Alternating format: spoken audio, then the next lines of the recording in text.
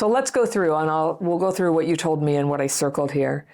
So yeah, there's a history of the worst kind of abuse in your family, and that right there just sends kids into a detachment or dissociation. I'm not a therapist, but I know from experience, and I know from all my sisters and brothers of all my life, of my friends and people here at Crappy Childhood Fairy, I know how this plays out. I see the patterns.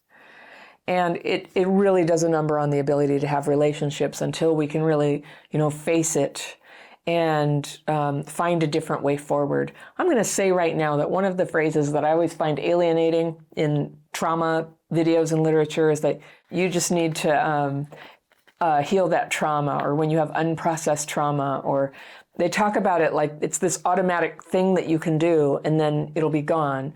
And, the people who are still struggling with trauma, they just haven't done the thing yet. But it's not one thing. It's not just like one thing that fixes everything. There's a way of life that we go forward. There's a way that we start to become more real and more honest with ourselves and more supported by people who are safe for us, which is usually not the dating people we would date, but to have a little bit of community with people who can love and support us and hang out with us so that we're not haunted and chased by the pack of wolves called loneliness, where you'll just put up with anything from somebody who treats you like this. That's the number it does on your mind, isn't it? So this thing with your sister and going into foster care, I'm so sorry. That's such a major trauma.